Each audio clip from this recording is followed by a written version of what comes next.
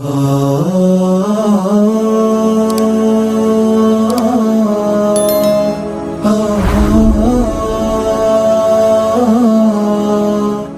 ஸல்லல்லாஹு அலைஹி வஸல்லம் அவர்கள் சொல்கிறார்கள், ஒருவர் ஒரு நன்மை செய்ய வேண்டும் என்று எண்ணினால், ஒருவர் ஒரு நன்மை செய்ய வேண்டும் என்று எண்ணினால், நியத்து வைத்தால், அல்லாஹு தஆலா மலக்குகளை பார்த்து சொல்லுகிறானாம், இவருக்கு ஒரு நன்மை எழுதி விடுங்கள் என்று. நியத்து வைத்தாலே போதும். ஒரு பொருள், நம்ம காரில் போகிறோம், ஒரு ரோட்டில் மக்களுக்கு டிஸ்டர்ப் பண்ணக்கூடிய ஒரு பொருள் கிடக்கிறது, நம்ம நினைக்கிறோம் இதை அப்புறப்படுத்தினால் என்று நினைத்துட்டு க்ரோஸ் பண்ணிட்டு போயிட்டோம், எடுக்கல, நினைத்ததற்கே கூலி இருக்கிறது. காலையில் குளிக்கிறோம், குளிக்கும் போது ஒது செய்கிறோம், ஒது செய்யும் போது என்ன நினைக்கிறோம் என்றால், இன்ஷா அல்லாஹ் இன்றைக்கு லுஹா தொழுவோம் என்று. ஆனால் பிறகு ட்ரெஸ் சேஞ்ச் பண்ணிட்டு அப்படி இப்படின்னு பிஸியாகி லுஹா தொழாமல் போய்விட்டோம். ஆனால் அதற்கு கூலி இருக்கிறது, நினைத்ததற்கு கூலி இருக்கிறது. அப்ப நினைக்கும் போதே அல்லாஹ் மலக்குகளிடம் சொல்லுவான், இவர் இந்த நன்மையை செய்ய நாடுகிறார், எனவே அவருக்கு ஒரு நன்மையை நீங்கள் எழுதிவிடுங்கள். அந்த நன்மை அவர் செய்து விட்டால் அது பன்மடங்காக எழுதப்படும். இப்ப நியத்து வைக்க வேண்டும், இன்ஷா அல்லாஹ் இந்த ரமலானில் என்னில் ஒரு நல்ல மாற்றம் வர வேண்டும். ரமலான் எதிர்பார்க்கக்கூடிய தாக்கங்கள் எல்லாம் என்னிலே ஏற்படுத்தப்பட வேண்டும் என்று இப்போதிருந்தே நியத்தை வைத்து அதற்கு ஏற்ப நாம் திட்டமிட்டு செயற்படுவோமாக இருந்தால், அல்லாஹுடைய உதவியால் ரமலானை பயனுள்ளதாக கழிக்கலாம், எதிர்பார்க்கக்கூடிய மாற்றங்களை பெற்றுக்கொள்ளலாம். உண்மையிலே அல்லாஹு தஆலா இந்த உலகத்தை சோதனை களமாக ஆக்கியிருக்கிறான். நம்மை அல்லாஹு தஆலா சோதிக்கிறான். அந்த சோதனை வடிவங்களில் ஒன்றுதான் ஃபித்னாக்கள் இந்த உலகத்திலே அதிகரிப்பது. குறிப்பாக மறுமை நாள் நெருங்கும் போது ஃபித்னாக்கள் வெளிப்படும் என்று சொன்னார்கள். அதே போன்று துரதுல் ஃபித்னு அலல் குலூபி கல் ஹஸீரி ஊதன் ஊதா, இந்த பாய் அதற்கு பண்கள் ஒவ்வொன்றாக வைக்கப்படுவது போன்று உள்ளங்களுக்கு ஃபித்னாக்கள் எடுத்து காட்டப்பட்டு கொண்டே இருக்கும். கடல் அலை வீசுவது போன்று ஃபித்னாக்கள் வீசும்.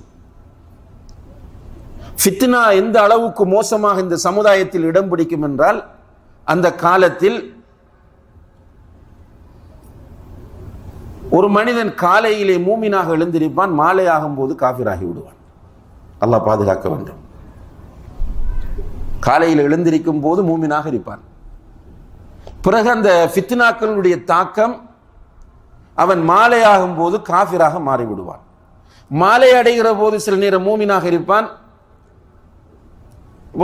உலகத்தில் சுற்றி வரும்போது காலை ஆகிற போது அவன் காஃபிராகி விடுகிறான். அந்த அளவுக்கு மோசமான ஃபித்னாக்கள் வரும் என்று சொன்னார்கள். அப்படியான ஃபித்னாக்கள் இந்த உலகத்தில் நிறைந்து போயிருக்கிற ஒரு காலத்தில் வாழ வேண்டிய ஒரு நிலை அல்லாஹு தஆலா நமக்கு ஏற்படுத்தி இருக்கிறான். அல்லாஹ் ஃபித்னாக்களில் இருந்து வெளிப்பட்ட வெளிப்படாமல் இருக்கிற அனைத்து ஃபித்னாக்களிலிருந்தும் நம் அனைவரையும் பாதுகாக்க வேண்டும். இந்த ஃபித்னாக்களில் இருந்து நம்மை நாம் பாதுகாத்துக் கொள்ள வேண்டும் என்றால், நம்முடைய உள்ளங்களில் உறுதியான ஈமானும் தக்குவாவும் இருந்தால் மட்டும்தான் சாத்தியமாகும். இல்லை என்றால் ஈஸியாக இந்த ஃபித்னா நம்மை தாக்கி செல்லும். ஃபித்னாக்களில் ஈஸியாக போய் விழுந்து விடுவோம். ஈமானும் தக்குவாவும் இருக்கிற மக்கள் இனம் கண்டுகொள்வார்கள், ரியலைஸ் பண்ணுவார்கள், இது ஃபித்னா, இது நமக்கு வேண்டாம், இதை விட்டு ஒதுங்கி விடுவோம் என்று அவர்கள் அடையாளம் கண்டு அதிலிருந்து ஒதுங்க பார்ப்பார்கள். அன்புள்ள சகோதர சகோதரிகளே, அல்லாஹு தஆலா ரமதான் நோன்பு கடமையாக்கப்பட்டதை பற்றி பேசிக்கொண்டு வரும்போது, யா அய்யுஹல்லதீன ஆமனு குதிப அலைக்குமுஸ் ஸியாம் கமா குதிப அலல்லதீன மின் கப்லிக்கும் லஅல்லக்கும் தத்தகூன், ஈமான் கொண்டவர்களே, உங்களுக்கு முன்னால் இருந்தவர்கள் மீது நோன்பு கடமையாக்கப்பட்டது போல உங்கள் மீதும் நோன்பு கடமையாக்கப்பட்டிருக்கிறது. அப்போ நோன்பு உங்களுக்கு புதிசாக அறிமுகப்படுத்தப்பட்ட ஒரு இபாதத் கிடையாது. ஏற்கனவே உள்ள சமுதாயங்களிலும் நோன்பு இருந்திருக்கிறது. உங்களுக்கு நோன்பு எதற்காக கடமையாக்கப்பட்டது என்றால், லஅல்லக்கும் தத்தகூன், உங்களிடத்தில் தக்வா வர வேண்டும் என்பதற்காக. அப்ப தக்வா என்று சொன்னால் இறையச்சம் இறையச்சம் என்று நாம் மொழிபெயர்க்கிறோம். இறையச்சம் மட்டுமல்ல, தக்குவா என்பது உள்ளத்திலும் செயற்பாட்டிலும் ஏற்பட வேண்டிய மாற்றத்திற்கு சொல்லப்படக்கூடிய ஒரு பொதுவான சொல்லாகும். உள்ளத்தில் மாற்றம் வர வேண்டும், செயற்பாட்டிலும் மாற்றம் வர வேண்டும். இப்போ உதாரணமாக அல்லாஹு தஆலா அல் குர்ஆனில் சொல்லும் போது வசாரிஉ இலா மக்ஃபிரத்தின் மின் ரப்பிக்கும் வ ஜன்னத்தின் அர்துஹா ஸமாவாத்து வல் அர்த் உஇத்தத் லில் முத்தகீன். உங்களுடைய ரப்பிடம் இருக்கிற மக்ஃபிரத்தின்பால், உங்களுடைய ரப்பிடத்தில் உங்களுக்காக மக்ஃபிரத் இருக்கிறது. மக்ஃபிரத் என்றால் மன்னிப்பு. உங்களுடைய ரப்பு மன்னிப்பை வைத்திருக்கிறான். அந்த மன்னிப்பை பெற்றுக்கொள்வதற்காக நீங்கள் ஒருவருக்கு ஒருவர் போட்டி போட்டு விரைந்து வாருங்கள். மேலும் வஜன்னத்தின் அர்துஹ ஸமாவாத்து வல் அர்த், வானங்களையும் பூமியையும் விட விசாலமான சுவர்க்கமும் உங்களுடைய ரப்பிடம் இருக்கிறது. அந்த சுவர்க்கத்தை அடைந்து கொள்வதற்காக வேண்டியும் நீங்கள் ஒருவருக்கு ஒருவர் போட்டி போட்டு விரைந்து வாருங்கள். இந்த சுவர்க்கம் உஇத்தத் லில் முத்தகீன், தக்குவா உள்ளவர்களுக்கு தயார் செய்யப்பட்டிருக்கிறது. தக்குவா உள்ளவர்கள் என்றால் சும்மா இறையச்சம் உள்ளவர்கள் இறையச்சம் உள்ளவர்கள் என்பதல்ல. அவர்கள் யார்? அல்லதீன யுன்ஃபிகூன ஃபிஸ் ஸர்ராஇ வத்-தர்ரா,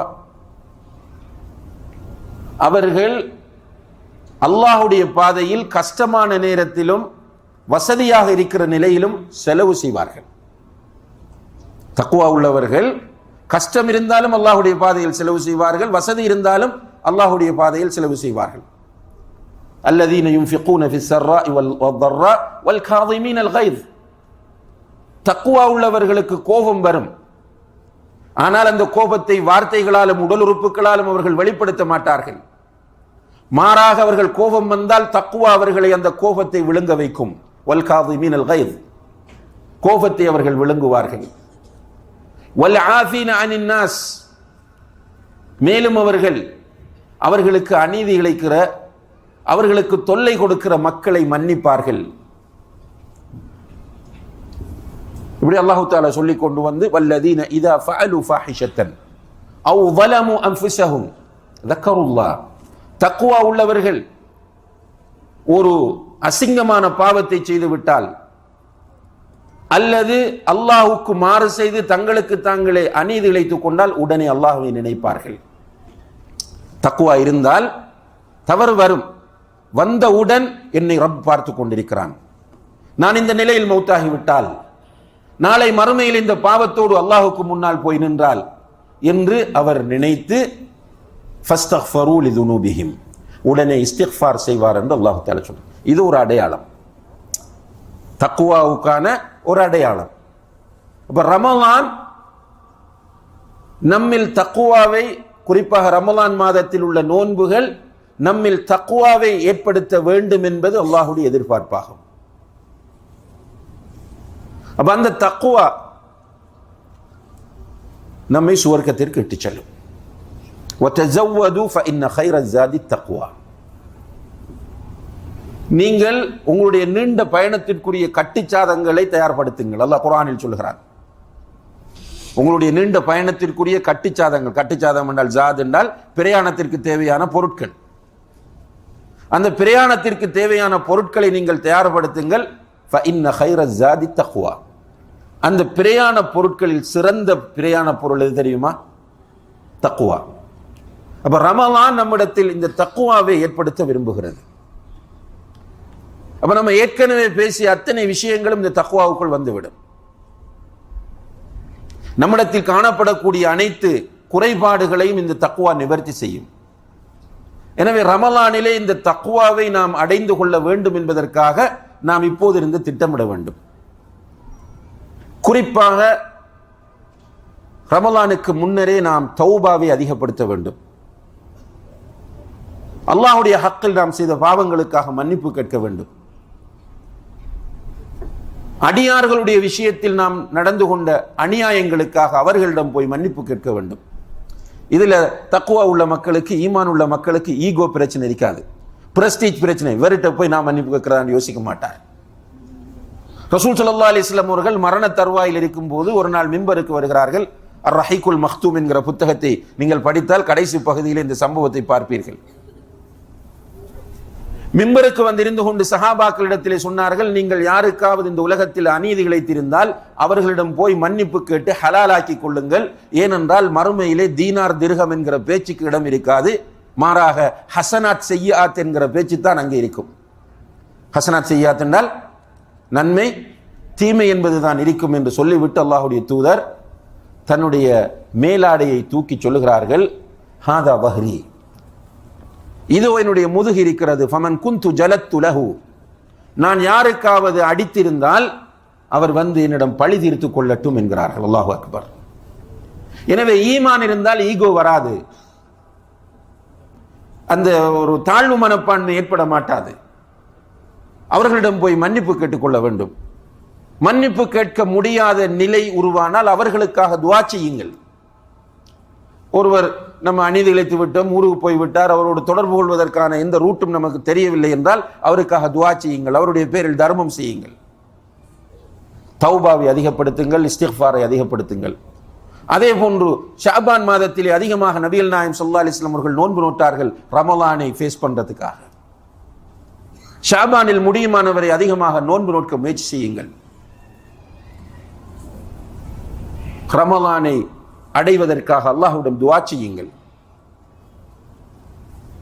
ரமலானை மேக்சிமம் நல்ல முறையில் பயன்படுத்துவதற்குரிய பாக்கியத்தை தருமாறு உள்ள முருகி அல்லாஹ்விடத்திலே கேளுங்கள். அதோடு சேர்த்து ரமலானில் இந்த முறை நான் என்ன செய்வது என்ற ஒரு பிளான், திட்டத்தை வகுத்துக் கொள்ளுங்கள். குர்ஆனை எத்தனை தடவை ஓதி முடிப்பது என்று முடிவெடுங்கள். குறைந்தது நான் 3 தடவையாவது இந்த ரமலானில் குர்ஆனை ஓதி முடிப்பேன். இன்ஷா அல்லாஹ் ஒரு தடவையாவது தர்ஜமத்துல் குர்ஆனை படித்து முடிப்பேன். முடியுமானவரை குர்ஆனில் உள்ள முக்கியமான பகுதிகளை மனப்பாடம் செய்வேன். சூரத்துல் கஹ்ஃபினுடைய ஆரம்ப 10 வசனங்கள், சூரத்துல் முல்க், ஆயத்துல் குர்சி, இப்படியாக முக்கியமான பகுதிகளை நான் இந்த ரமலானிலே மனப்பாடம் செய்வேன் என்று முடிவெடுங்கள். இந்த ரமலானிலே காலை மாலை மற்றும் சந்தர்ப்பங்களில் ஓத வேண்டிய துஆக்களை எல்லாம் பிராக்டிஸ் பண்ணி இன்ஷா அல்லாஹ்வை அனைத்தையும் நான் இந்த ரமலானில் பாடமாக்கி முடிப்பேன். ரமலானுக்கு பிறகு இன்ஷா அல்லாஹ் மனப்பாடமாக அத்தனை துஆக்களையும் நான் ஓதக்கூடியவனாக மாறுவேன் என்று முடிவெடுங்கள். ரமலானிலே நான் என்னால் முடியுமானவரை இவ்வளவு தர்மம் செய்ய வேண்டும் என்று நியத்து வையுங்கள். ரமலானிலே ஜக்காத்து கடமையாக கூடிய நிலையில் இருந்தால் அந்த ஜக்காத்தை சரியான முறையில் எந்த தவறும் இல்லாமல் கணக்கு பார்த்து என்னுடைய சக்திக்குட்பட்டவரை நான் கொடுப்பேன் என்று நியத்து வையுங்கள். குறிப்பாக இந்த நாட்டிலே வாழக்கூடிய உங்களை பொறுத்தவரையில் ரமலானில் உம்ராவுக்கு போகக்கூடிய வாய்ப்புகள் நிறைய இருக்கின்றன. எனவே ஒரு தடவையாவது ரமலானில் நான் உம்ரா செய்வேன் என்று நியத்து வையுங்கள். இந்த ரமலானிலே என்னால் முடியுமானவரை ஒரு நாளைக்கு ஒரு மாற்று மத நண்பரையாவது நான் சந்தித்து அவருக்கு இஸ்லாத்தின் தூதை சொல்லுவேன் என்று முடிவெடுங்கள். ஒரு தர்ஜமத்துல் குர்ஆன் அல்லது ஒரு நல்ல புக் அல்லது ஒரு நல்ல சிடியை அவரிடம் ஒப்படையுங்கள். இப்படி நீங்கள் ரமலானை நான் இப்படி கழிக்க வேண்டும் என்று திட்டமிட்டு அந்த திட்டத்தின் அடிப்படையில் ரமலானை நீங்கள் எதிர்கொள்வீர்களாக இருந்தால் நிச்சயமாக அல்லாஹு தஆலா ரமலானின் மூலம் எதிர்பார்க்கிற மாற்றங்களையும் தாக்கங்களையும் நமக்கு தருவான் என்பதிலே எந்த விதமான சந்தேகமும் இல்லை.